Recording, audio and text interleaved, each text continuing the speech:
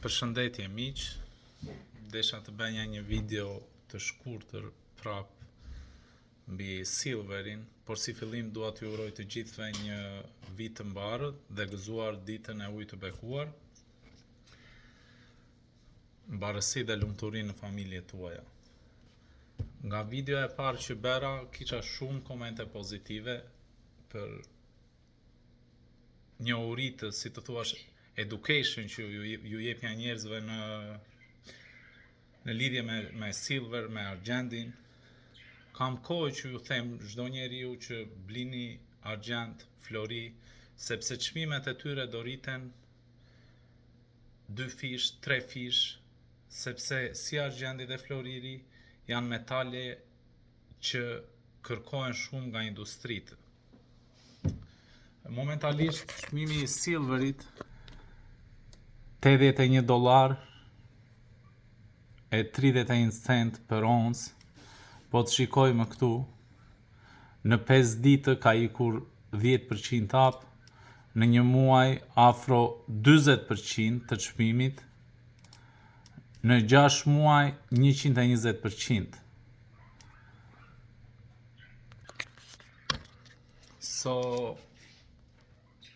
Opinioni tim në lidhur me silverin është që brenda vitit 2026 varet nga shumë faktor, po që do ketë një rritje të madhe, besoj diku deri në $200-250 për oncë. Ca njerëz do thonë, wow, kam arsyet e mia që dua t'ja u shpjegoj për rritjen e silverit. Arsyeja e parë është panelet diellore.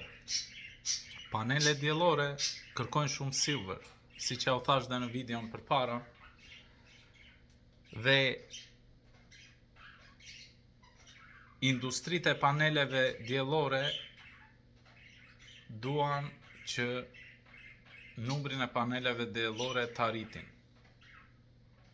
Të jetë 2 fishi i vitit 2025. Kjo kërkon më shumë silver. Makinat me bateri kërkojnë më shumë silver. Telefonat, kompjuterat, 5G-a kërkon silver. Inteligjenca artificiale kërkon silver. Industritë e armatimeve kërkojnë silver.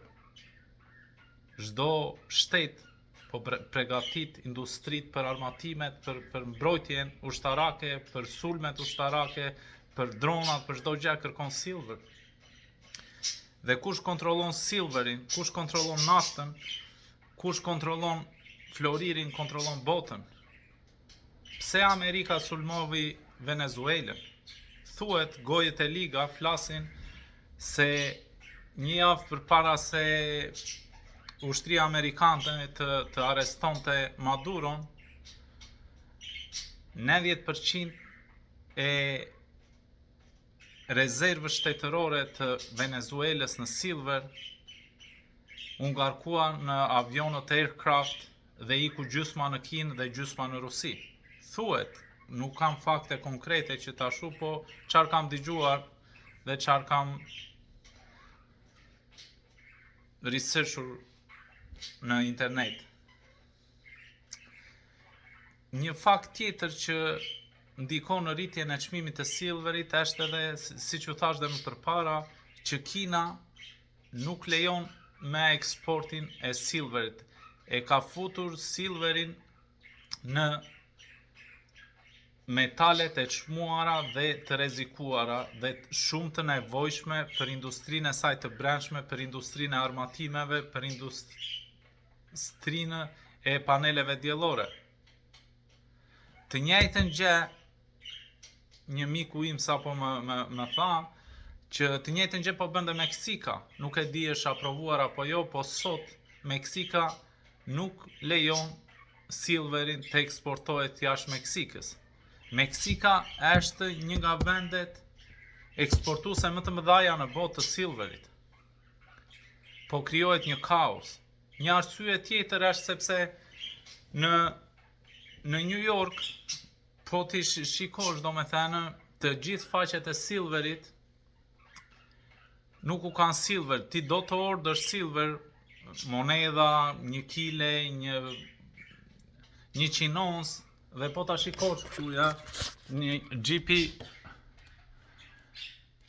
GM Bullen, shiko çfarë thotë këtu ja.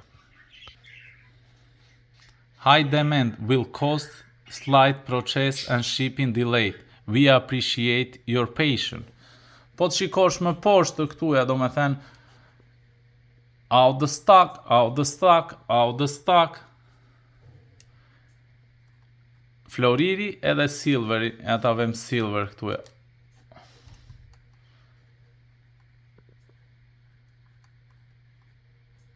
Në qoftë se ti do kërkosh për sasira të mëdhaja në silver, duhet të presësh.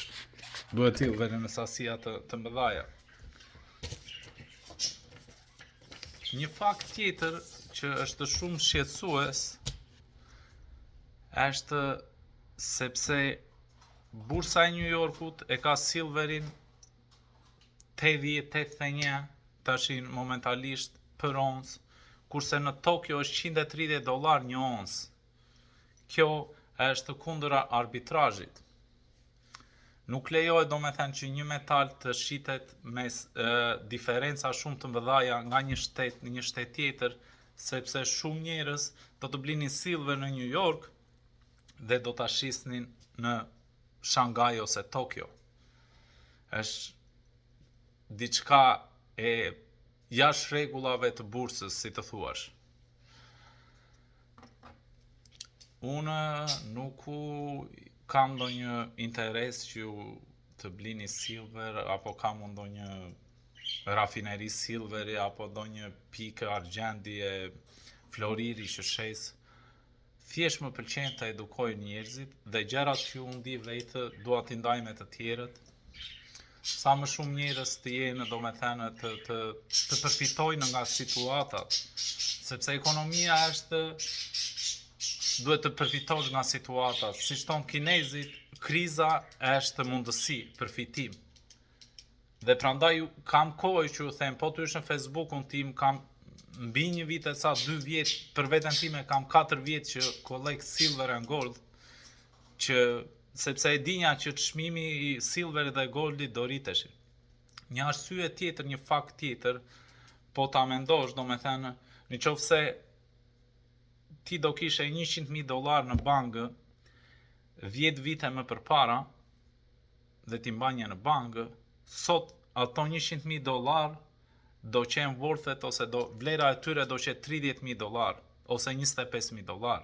Do me thënë, ta breakdown, ta them më fjalë, me $100,000 ti mund të blinje një kando 10 vjet përpara, kurse sot ajo kando që qenë $100,000 është $250 ose $300,000. Me ato $100,000 nuk e ble dot. Sepse vlera e dollarit bie çdo vit bie 10%, 5%, 20%, 30%. Prandaj i sugjeroj të gjithë miqtë e mi, të gjithë lekët që keni, investojni në silver, në bursë, në flori dhe në gjëra që vlera e tyre nuk do bjerë nga viti në vit, po përkundra si do rritet.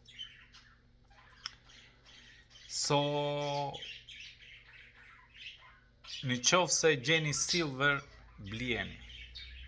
Një miku im nga Texasi, Viki, që e përshëndes, më pyeti para disa kohësh sa silver të ble, çfarë silver të ble, monedha, lingota. Është amerikan dhe i thashë që çdo lek që ti e ke që nuk të duhet, që e mban në bankë për vite me radhë, investoj në silver. Bli monedha. Në qoftë se i ble monedha si që janë këtu, graded, është akoma më mirë, po është shumë vështirë të gjesh. Në qoftë se ble lingota, ose në sasira më të mëdhaja, si që është kjo këtu, like 5 pounds, edhe këto janë collectible. mundohuni që ta blini silverin me price-ën që është, por është shumë e vështirë, domethënë. Edhe si kur ta blini, domethënë, $2-3 më shumë, për shembull sot është 81, në qoftë se ti e ble me 85 je i fituar.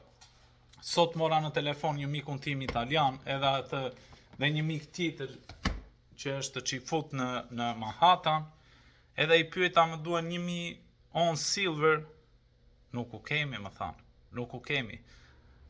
Ky miku që kam këtu që është italian, ka vite që merret me flori, me silver, me metale. Më tha që në dyqan kam vetëm tha 55 on silver dhe ato nuk i shesi, mbaj këtu që t'i kem në vitrinë, tha. Kam kërkesa, tha, të mbëdhaja për silver. Njerëzit nuk janë budallë, njerëzit janë zgjuar. Ata që janë të zgjuar, po investojnë manit. Ata që duan të flenë, le të flenë. Prandaj, këshilla time dhe opinioni tim, blini silver pa arritur vlerën $200 për oncë. Sepse po e arriti vlerën $200 për oncë, ka arritur limitet në top. Edhe është shumë riski të blesh ato silver në majtë të piramidës. Në majtë të piramidës, pasaj nuk e di çfarë mund të ndodhë.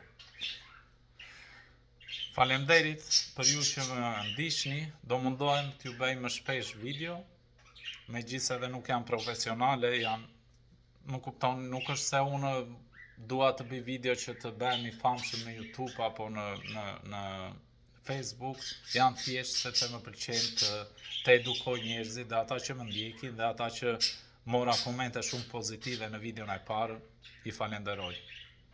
Mirupafshim dhe shihemi në videon e ardhshme.